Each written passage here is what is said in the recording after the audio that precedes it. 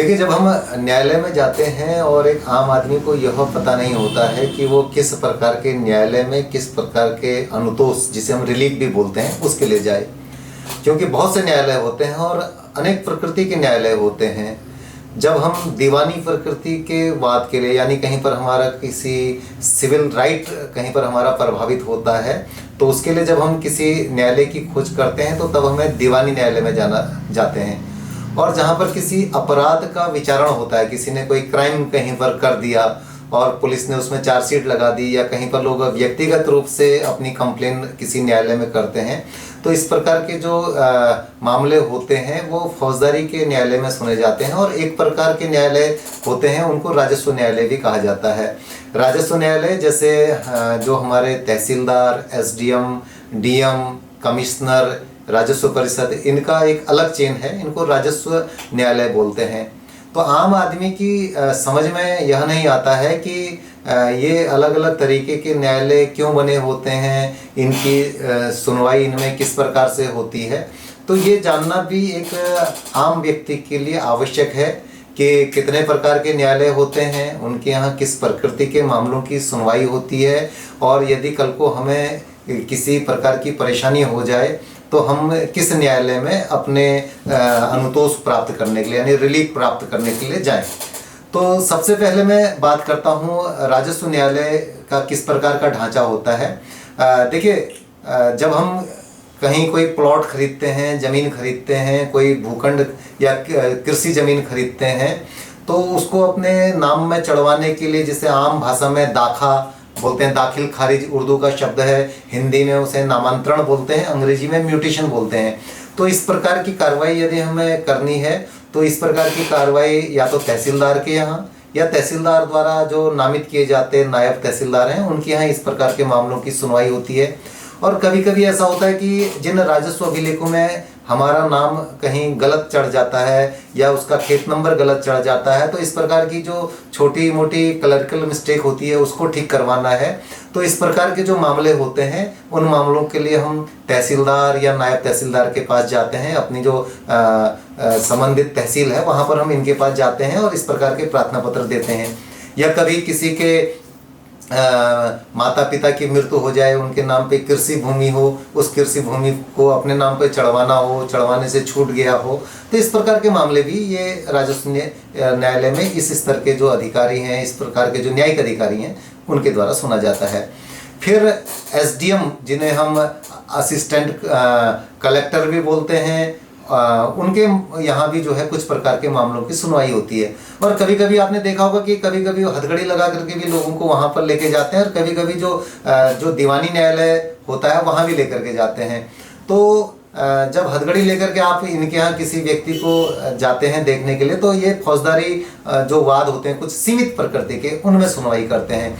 इनमें जैसे शांति भंग की आशंका हो, कहीं पर कोई लोग घपला कर रहे हैं, झगड़ा कर रहे हैं, आपस में लड़ाई मार की आशंका है, तो पुलिस उनको शांति भंग की आशंका में वहीं पर गिरफ्तार कर लेती है। और तब असिस्टेंट जो ये कलेक्टर होते हैं, इनकी उस समय जो पावर होती है, मजिस्ट्रेट की पावर होती है, इनको उस समय जो है अपने जो क्षेत्र का ये मजिस्ट्रेट होते हैं उनके सामने पेश करते हैं। तो तब ये उनको बॉन्ड डाउन करते हैं कि यदि आप यहाँ पर शांति भंग करेंगे तो आपका जो है इतना पैसा सरकार के पक्ष में जब्त हो जाएगा। तो इस प्रकार के जो मामले होते हैं उनकी ये जब ये मजिस्ट्रेट के रूप में फौजदारी न्यायालय में सुनवाई करते हैं, तो शांति भंग के मामले इनके यहाँ सुने जाते हैं। इनके यहाँ जैसे रास्तों में कोई रास्ते में, नहर में, किसी सार्वजनिक स्थान में कभी कोई कब्जा कर देता है, अवरोध उत्पन्न कर देता है, पब्लिक न्यूसेंस के जिस प्रकार के मामले होते हैं वो भी जो है इनके यहाँ सुने जाते हैं।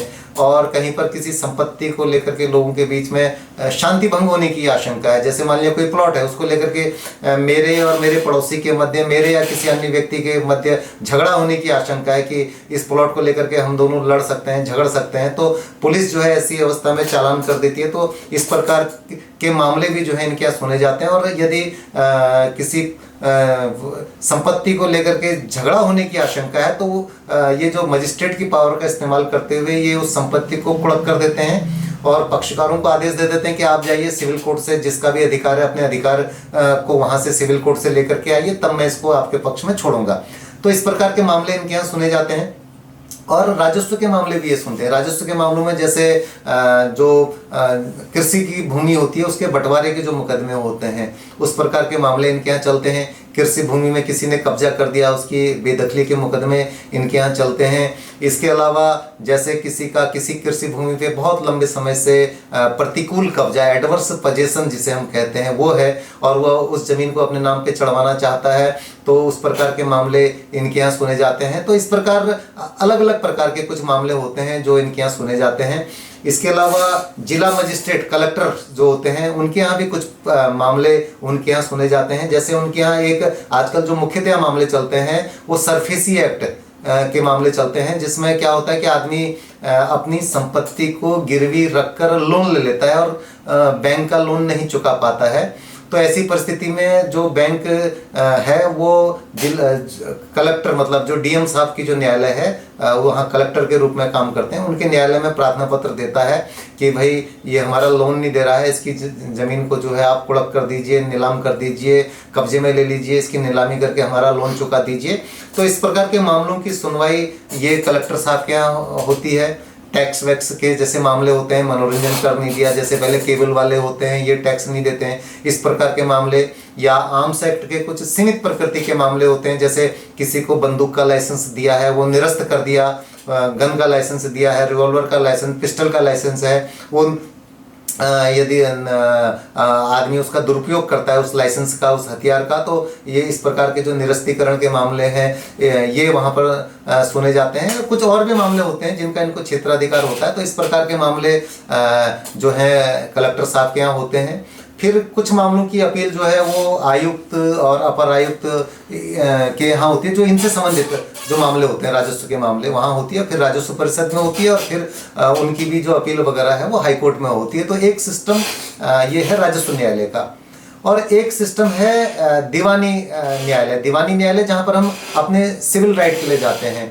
तो दीवानी न्यायालयों में विभिन्न प्रकार के मुकदमे आते हैं और विभिन्न प्रकार के, जैसे इसमें किसी ज़मीन को लेकर के जो वैसी होती हैं राइट, मतलब जहाँ पर अफेक्टेड होता है। मान लिया किसी ने मेरे ज़मीन पे ज़बरदस्ती मकान बनाने की कोशिश कर रहा है, घेरबाड़ करने की कोशिश कर रहा है, कब्जाने की कोशिश कर रहा है, मेरी ज़मीन में अतिक्रमण करके मकान बना दिया, मैंने उसको खाली करवाना है, या हमारे जो सिविल राइट हैं कुछ ज़बरदस्ती करने की कोशिश करता है, किसी ने रजिस्ट्री करवा दी फर्जी तरीके से, तो उसको मैंने कैंसिल करवाना है, किसी डॉक्यूमेंट को, किसी उसको अपने पक्ष में कोई घोषणात्मक आदेश करवाना है, कुछ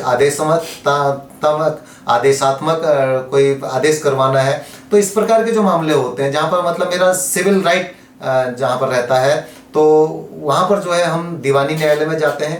और इसकी भी प्रकृति अलग अलग होती है। यदि हम इसमें बात करते हैं कि हमने अपने किसी किराएदार के खिलाफ मुकदमा करना है, तो उसमें फिर अलग अलग पावर होती हैं। वो आदमी वही रहता है दीवानी न्यायालय, लेकिन उसमें अलग अलग प्रकृति के मामले होते हैं। जैसे जो मकान, पुराने मकान होते हैं जिनमें 40 वर्ष से ज़्यादा पुराने मकान हों, तो उन मकानों में जो बेदखली के मुकदमे होते हैं उनकी सुनवाई के लिए इनका जो डेजिग्नेशन है वो बदल जाता है। और या जो 40 वर्ष से कम के मामले होते हैं, 40 वर्ष से कम पुराने मकान होते हैं, उनमें यदि किराएदार और मकान के बीच में किराए को लेकर के विवाद है, मकान को खाली करने के लिए विवाद है, तो इस प्रकार के मामलों में जब वो सुनते हैं तो उसकी समरी प्रोसीडिंग मानी लघु सुनवाई होती है। तो वहाँ पर ये लघुवाद न्यायालय के रूप में वहाँ पर इसको सुनते हैं और इनका निपटारा करने का प्रयास करते हैं। जब ये कहीं एक्सीडेंट वगैरह हो जाता है तो उसके जब मामलों की सुनवाई करते हैं तो क्लेम ट्रिब्यूनल के रूप में वहाँ पर इस तरीके के मामले सुनते हैं। कहीं पर हमें किसी ने नुकसान पहुँचा दिया तो वहाँ पर रिलीफ के लिए हम इस प्रकार के मामले कर सकते हैं। तो अनेक प्रकार के जो मामले होते हैं वहाँ पर जो है फिर ये सिविल प्रकृति के मामलों की सुनवाई इनके द्वारा की जाती है। और फिर एक फौजदारी न्यायालय भी होता है। फौजदारी न्यायालय में भी फिर अलग अलग प्रकृति के मामले होते हैं। जैसे मारपीट के मामले होते हैं, तो छोटी मोटी मारपीट के छोटे मोटे जो मामले होते हैं वो मजिस्ट्रेट स्तर में सुनवाई होती है। लेकिन जैसे बड़े मामले हैं, जैसे हत्या, मर्डर के मामले हैं, रेप के मामले हैं, और बच्चों का जो उत्पीड़न होता है उसमें पोक्सो एक्ट लगता है, और किसी के पास ये मादक द्रव्य जिन्हें हम NDPS यानी ड्रग वगैरह के जो मामले होते हैं इनकी सुनवाई होती है, डकैती, चोरी, इस प्रकार के जो मामले होते हैं तो ये फौजदारी के मामले होते हैं। लेकिन इनमें जो बड़े मामले होते हैं वो फिर सत्र न्यायाधीश जो होता है, सत्र न्यायालय, उनके द्वारा उनको सुना जाता है। और जो छोटे मोटे मामले होते हैं उनमें जो है फिर मजिस्ट्रेट स्तर पर जो है इनकी सुनवाई होती है। यानी सजा किस स्तर की है और सजा के हिसाब से और अपराध की प्रकृति के हिसाब से, अगर सजा कम है या अपराध की प्रकृति गंभीर नहीं है तो ये मजिस्ट्रेट के द्वारा सुने जाते हैं। सामान्यतया 7 वर्ष या कुछ विशेष मामलों में आजीवन कारावास तक के मामले जो हैं वो मजिस्ट्रेट सुन लेता है। लेकिन जो बड़े मामले जहाँ पर आजीवन कारावास या फांसी की सजा या गंभीर सजाओं का प्राविधान है, उस प्रकार के मामले जो हैं फिर वो सत्र न्यायाधीश के यहाँ जो है उनकी सुनवाई होती है। तो सत्र न्यायाधीश भी जो है उनकी पावर क्या होती है कि जब ये पोक्सो के मामले सुनते हैं या NDPS के मामले सुनते हैं तो ये वहाँ पर विशेष न्यायाधीश के रूप में काम करते हैं। गैंगस्टर के मामले सुनेंगे तो गैंगस्टर के जज के रूप में इनको वहाँ पर सुना जाएगा।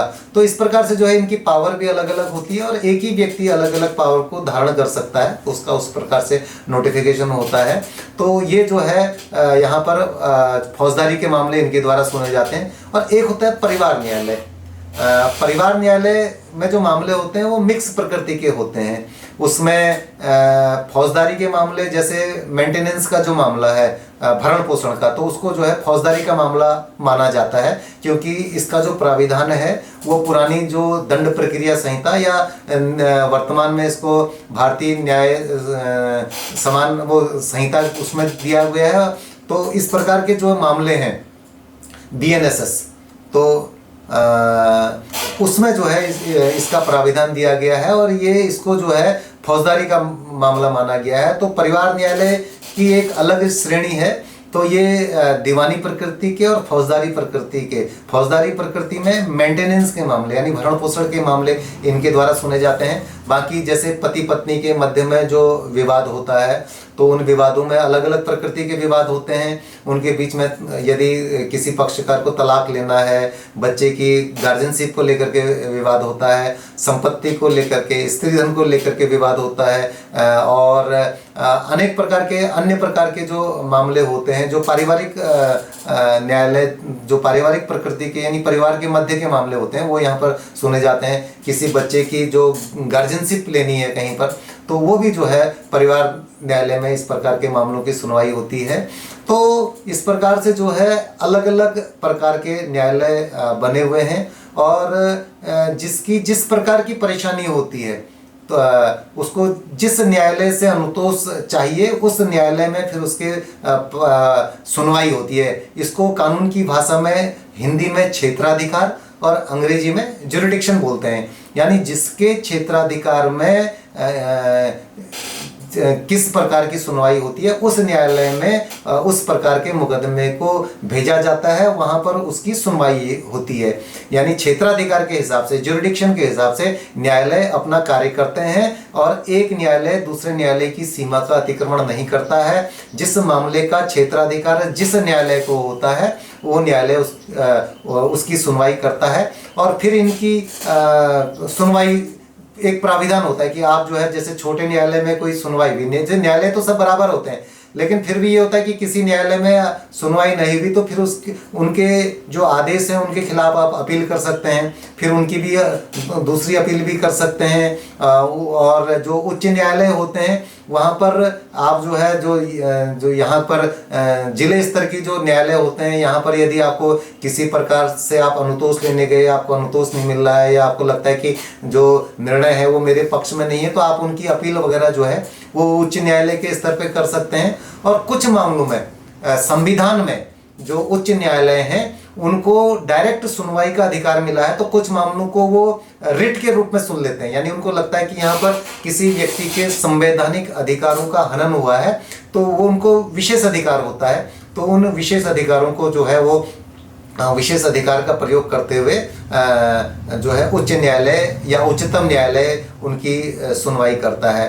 तो एक प्रकार से आज मैंने आपको जो भारत में न्यायालय का स्ट्रक्चर है उसके बारे में जानकारी दी है। तो आपको वीडियो कैसा लगा आप ज़रूर बताइएगा, और यदि अच्छा लगा तो इसे ज़रूर शेयर करिए, लाइक करिएगा, और अपने मित्रों के मध्य इसको प्रसारित करिएगा, और इस चैनल को भी सब्सक्राइब करिएगा। धन्यवाद।